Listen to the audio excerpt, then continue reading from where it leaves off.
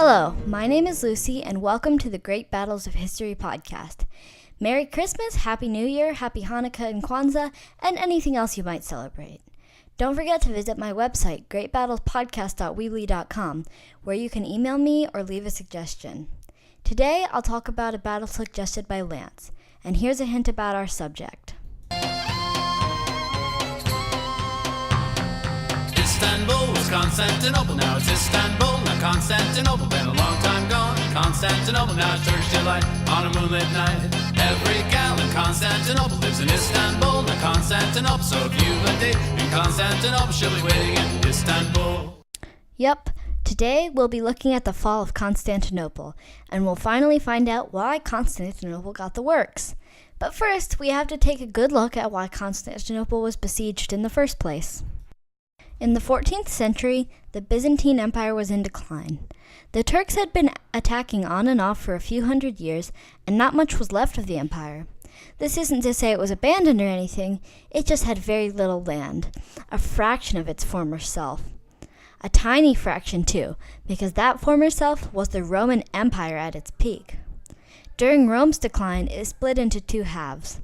The Byzantine Empire is a fancy name for the eastern half, even though these people identified themselves as Roman, not Byzantine.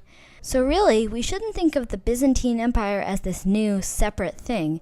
It was still Rome, but kind of like Rome 2.0 or something, because it was a continuation of the Roman Empire. I couldn't find a map for this that wasn't from Wikipedia, but written sources say that by the year 1400, the Byzantine Empire had become mostly the city-state of Constantinople. In 1451, Mehmet II, also spelled Mehmet, became the Sultan of Turkey. Doubting his strength and power, the Byzantines basically poked him in the eye with a stick. See, the only known relative of the Sultan was a guy named Orhan, who lived in exile in Constantinople. The Sultan sent the emperor a sum of money every year to provide for Orhan. However, the emperor, Constantine XI, sent a message to the Sultan's vizier, a high-ranking official, complaining that the money was insufficient. And in this message, he also suggested that Orhan was a potential pretender to the throne in Turkey, who they might need to release at some point. The vizier was enraged. He said, "You stupid Greeks, I have known your cunning ways for long enough. The late Sultan was a lenient and conscientious friend to you. The present Sultan Mehmed is not of the same mind. If Constantinople eludes his bold and impetuous grasp, it will only be because God continues to overlook your devious and wicked schemes." I think we can all learn something from this. Poking people in the eye with a stick is never a good idea.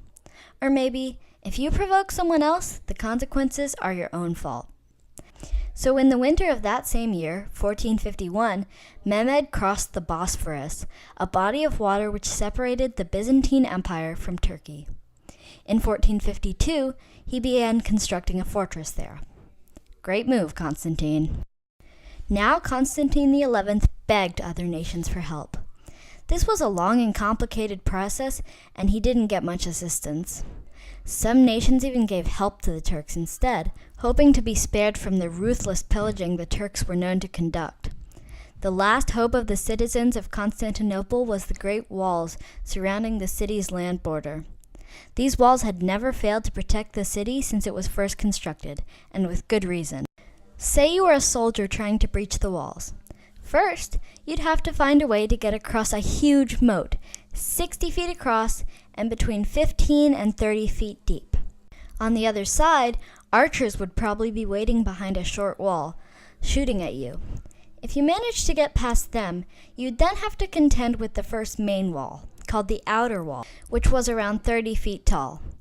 While you tried to climb it, people at the top would throw or shoot arrows and spears at you. They also might have had Greek fire, which would have spread flames everywhere, and these flames could not be extinguished by water. If, miracle of miracles, you actually got past all of this, you would face the inner wall. This wall was around 40 feet tall and 15 feet thick, with 96 towers up to 60 feet tall. And there are still people shooting at you. Sounds fun, huh?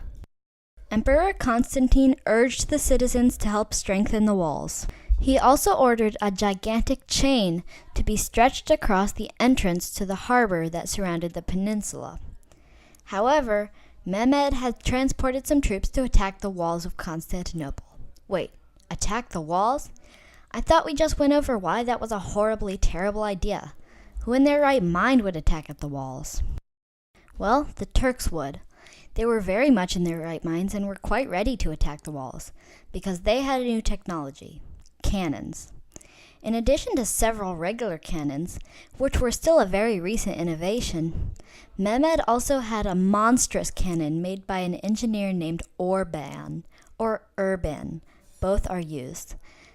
This cannon was pulled by 60 oxen and manned by 200 soldiers. It shot balls weighing 1,200 weight, which is equal to a whopping 1,344 pounds. Unfortunately, it could only be fired 7 times a day, and the Byzantines had time to repair most of the damage between shots and at night. What's interesting about Orban is that before he built the cannon for Mehmed, he had offered his services to Constantine. However, Constantine had not been able to supply enough money, so Orban offered to work for the Turks, who could pay him a lot more.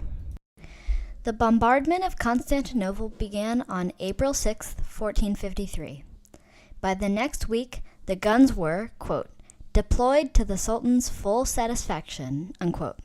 Quote from Donald Nicholl's Last Centuries of Byzantium.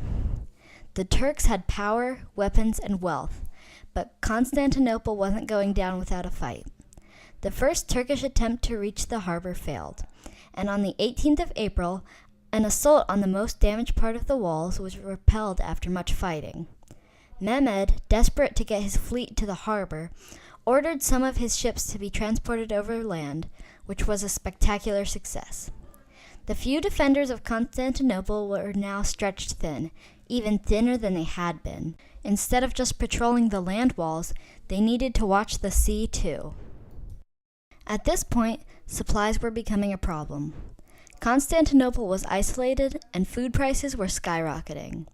After all, everyone was desperate for food, and merchants wanted to make what they had worth it.